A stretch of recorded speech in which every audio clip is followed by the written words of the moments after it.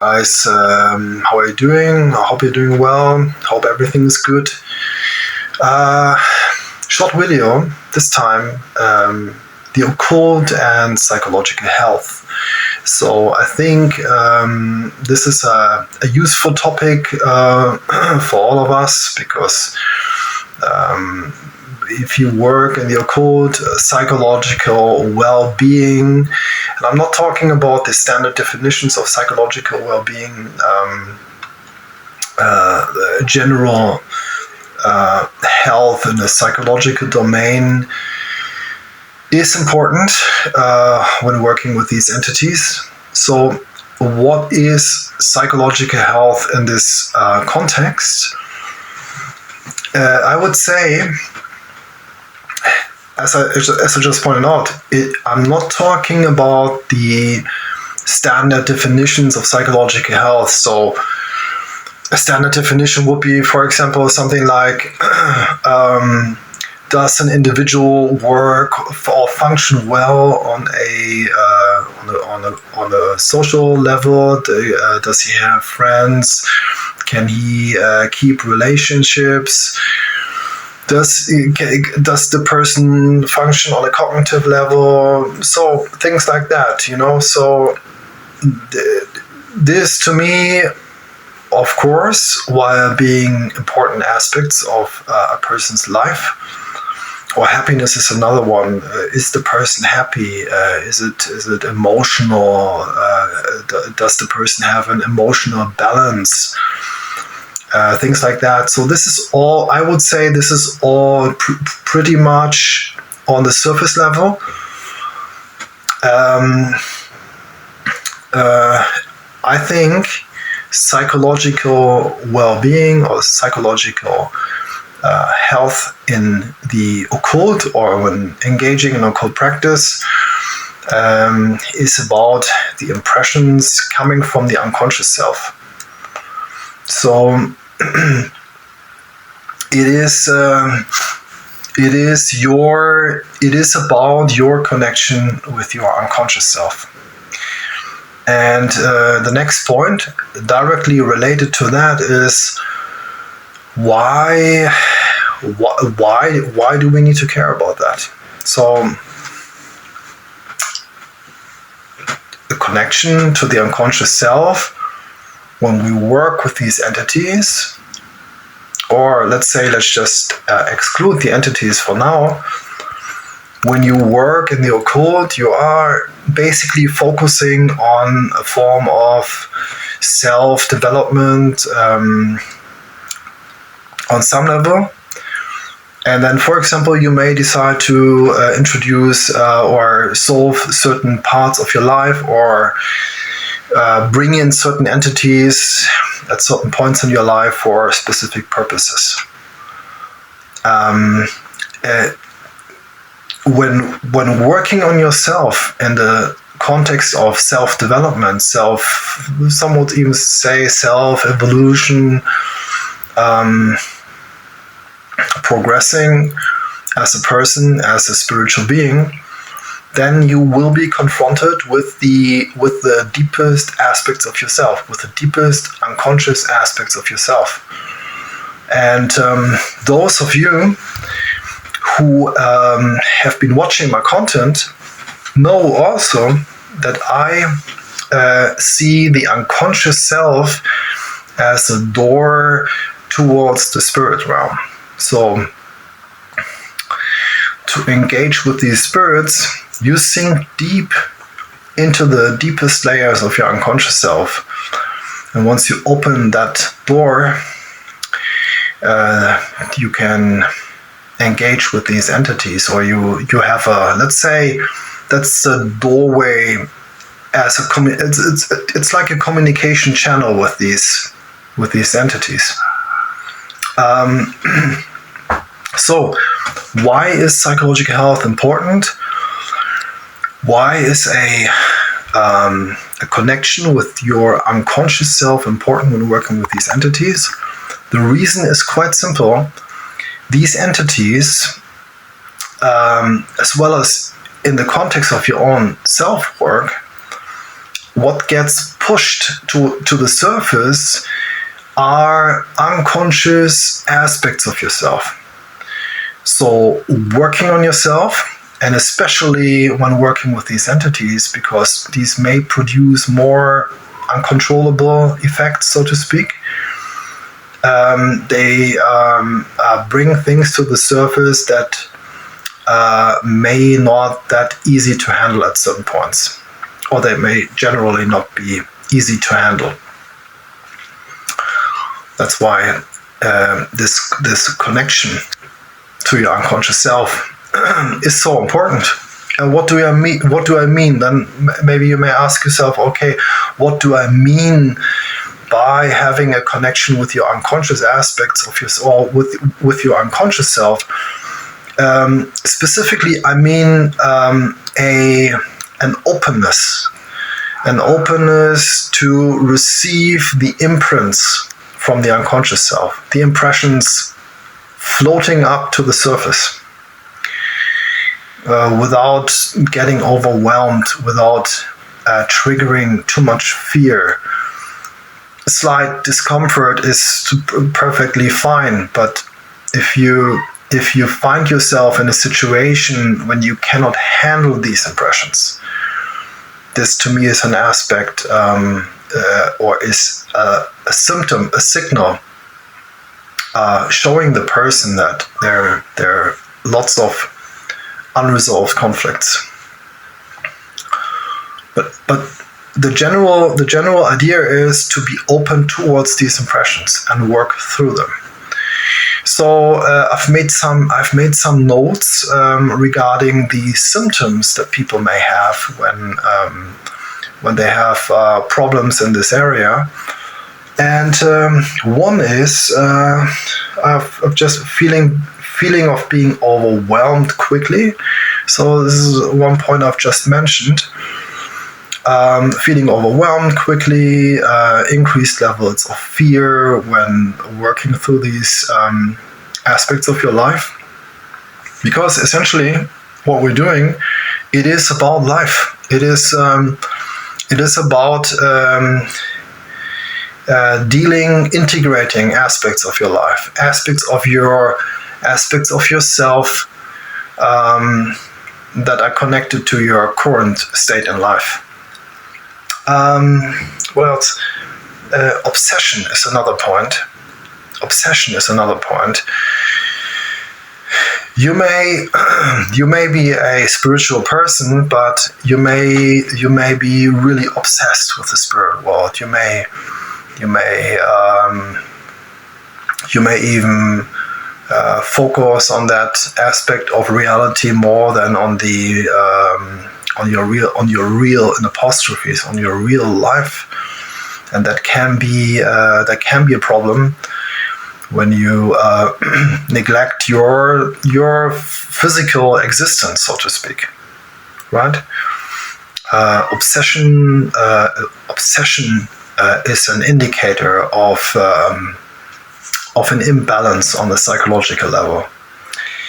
Black and white thinking is another one.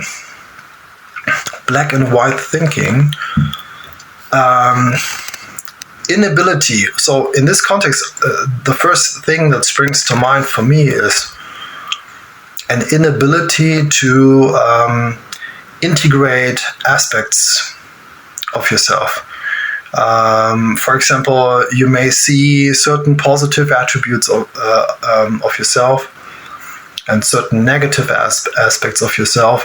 You may be able to integrate the positive things and also maybe certain negative aspects of yourself. Of course, negative always in apostrophes because there's no real positive and negative. I'm just saying that for making clear, or for making it easier to understand what I mean, if that makes sense.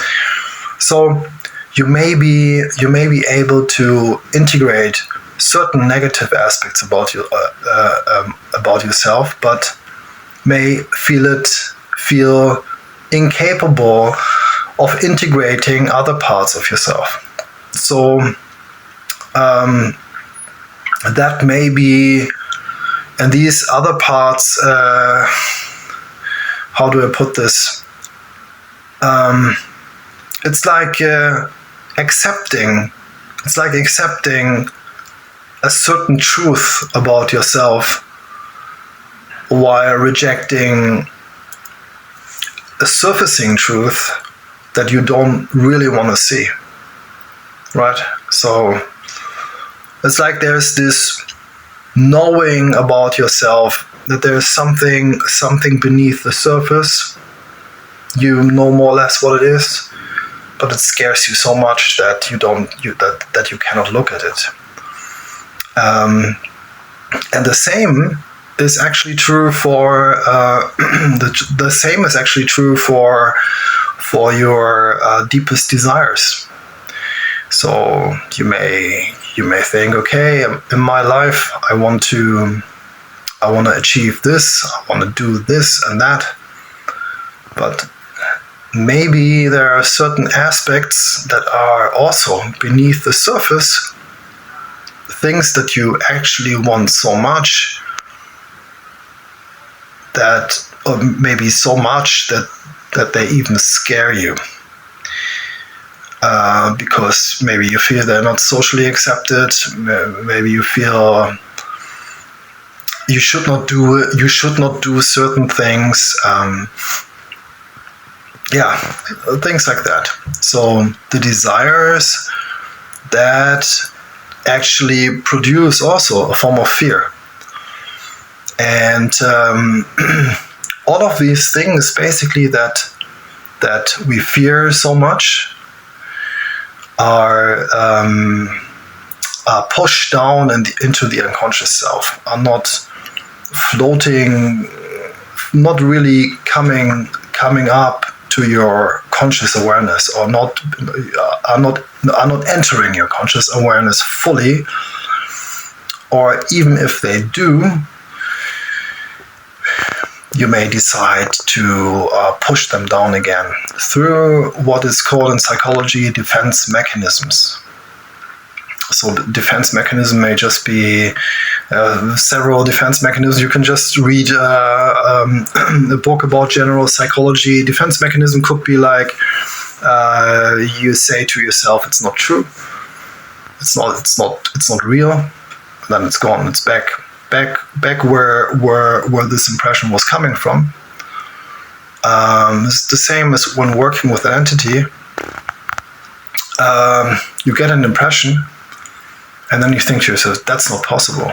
That's not true. Well, what I'm feeling about myself is probably not real, not true." So you push it back where it was coming from. So that's the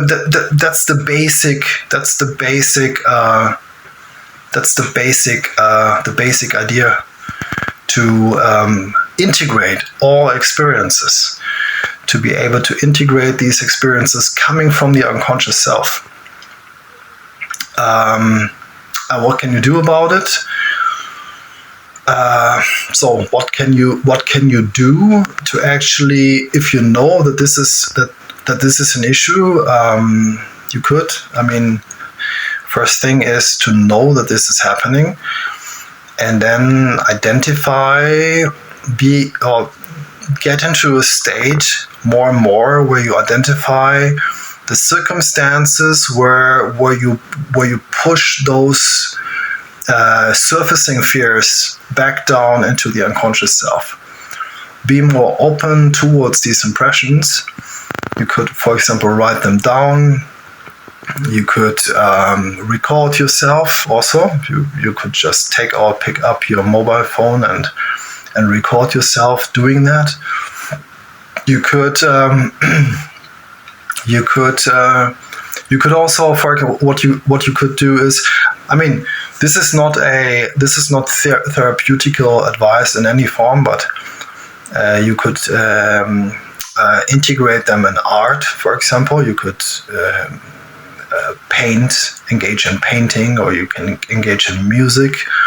you can talk about it. That's another thing. Where you can talk with friends who might be able to relate to these things. And so another thing is I'm also offering consultations where we could address such issues, so to speak, and maybe I can help you work through it. You could simply go to my website and book a consultation with me. Of course, I also have my book, but if it's something you want to talk about, then I would be happy to assist you or to help you. So I hope I have not forgotten anything. Again, this was slightly unstructured interview.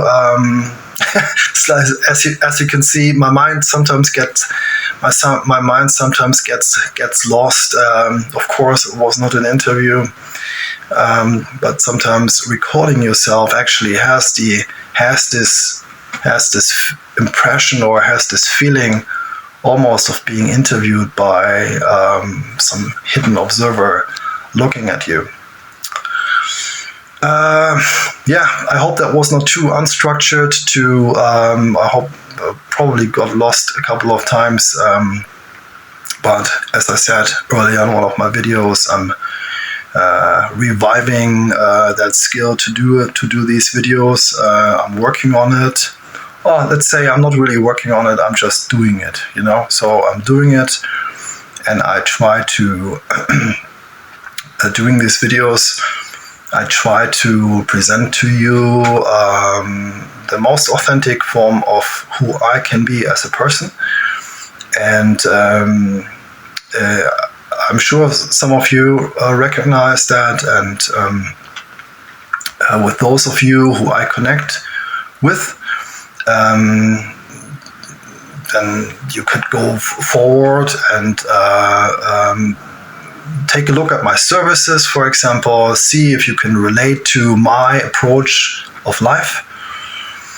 And I'm sure I have done a lot of psychological work on an academic level, but I have also gone through many life circumstances that made me that person that I am right now, with the degree of reflection that I have.